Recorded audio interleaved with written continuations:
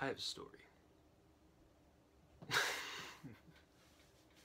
Anyway, alright. So this goes back all the way to second grade. Second grade. I guess like back then it was, you know, be cool or not. It's second grade. Do anything to try and fit in. I wasn't cool. I was the fat, chubby kid that people threw stuff at. So, So, I had to stay in aftercare because my parents worked, obviously. But, I mean, I was decently popular in aftercare. I had some friends. It's okay. I'm not a complete loser, but I had friends.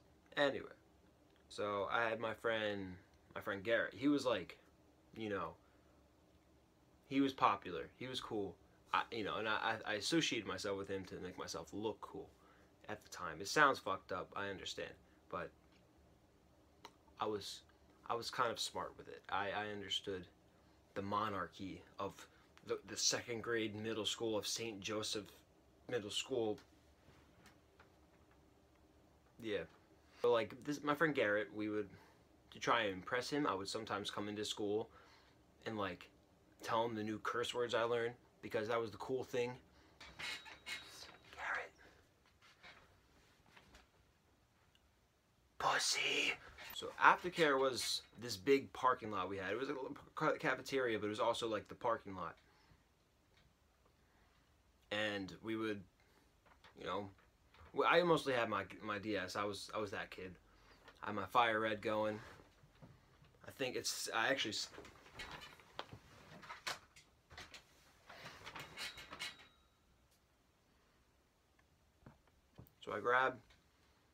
we start skipping rocks into the street. It was no big deal. We were just kind of bored.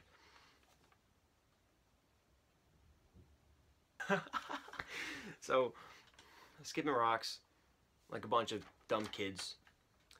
And we see this, like, I still remember it to like this day. It was like a shitty, I don't even know what color it was. It was like if you had, I don't even know how to explain it. Like, it was like a greenish, blue, kind of mucusy, colorish. It was gross. Okay, it was disgusting. It was a Camry, I think. It was an ugly Camry. And it starts driving by, and my friend Garrett goes, Anthony.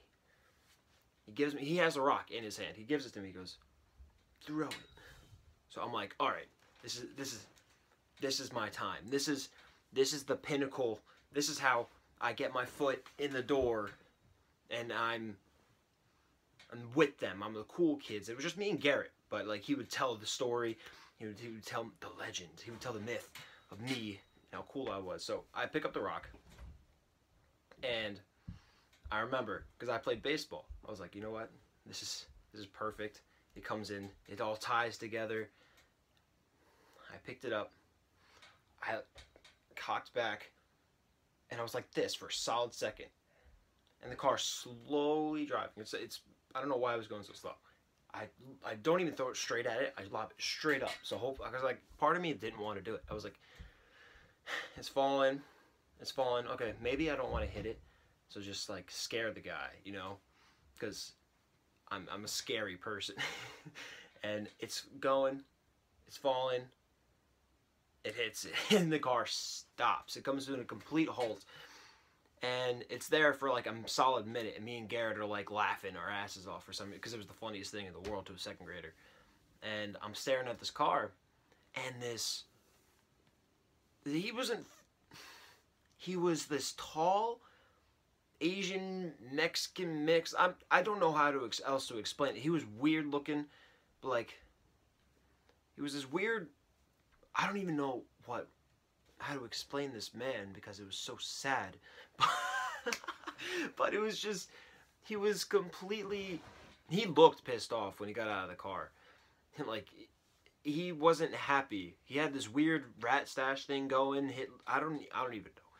But he gets out of the car and he starts marching his way He did like honestly, swear to God, he was just, yeah, he was trying to scare me. I think it was. He starts walking up, and like I know he's looking at me, and like in my head, I'm like, he's not looking at me. He's not trying to mess with me right now. I'm too cool for him to mess with me right now. He doesn't even know. He doesn't even know what I just did to become the coolest kid in school. Okay, like I'm untouchable. So he starts marching up, and he looks down at me, and I'm looking up at him. I'm just like, I'm giving him like this stare, like he's giving me this stare, like I don't know what you want from me. Like I just leave me alone. So he picks me up by my arm. Meanwhile, I'm like a pretty heavy kid. Like I had titties in the 2nd grade, but so I'm off the ground. My feet were off the ground. I was like being held, and I was like, I could like swing and stuff, you know. And he's holding me up, and he's walking me to my teacher, like to the guidance person, whatever it was, Miss Chapman. I remember her name. And so he was like walking me up to her, pissed off. I hear him groaning from like my left ear, and he's up there. He's like carrying me. I'm like, why are you? I don't know. He was weird.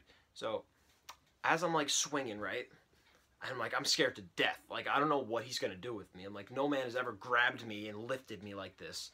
So I'm like, so I reacted, you know, like, you know what? I don't like this. This is not okay. So I make a fist with this hand, and I remember looking at it. I was swaying. I remember looking at it, and it felt like slow motion. It was...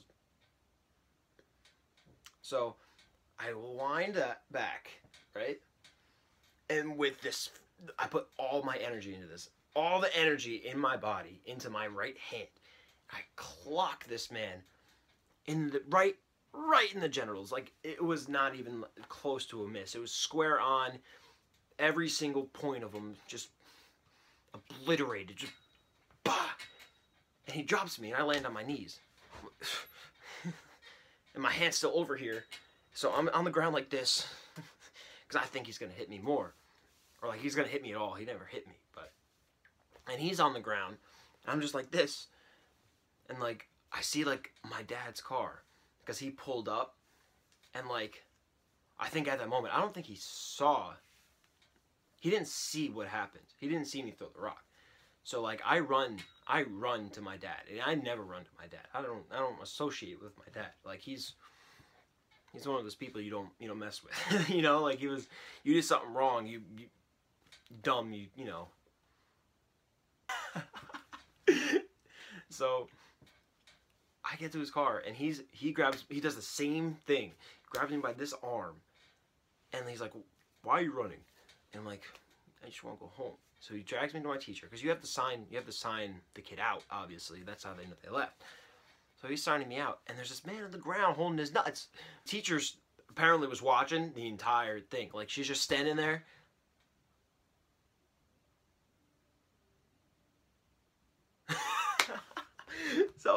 So she explains what happened to him, and the guy, you know, regains his breath and like stands up and decides, you know, to talk to the teacher. He's like, "He broke my windshield, and he hit my daughter," and I'm like, I remember I like went like this to like signify that the rock was like this big, you know. And I'm like, I didn't break your windshield, sir. He's like, "Shut the fuck." I was like, okay. I went back to the position.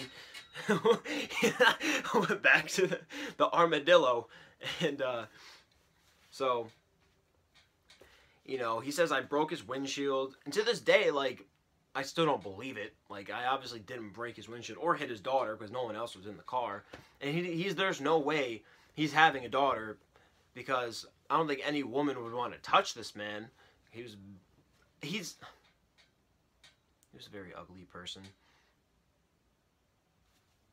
So, and so I managed to, you know, only get 2 weeks of grounding, which wasn't that bad, because I wasn't allowed to do anything anyway, because, you know, my parents were strict as fuck. But you know, I managed to run away to my dad's car and just hide in the back seat, pretend like nothing happened. Got home, got yelled at, and Now I throw rocks at cars all the time.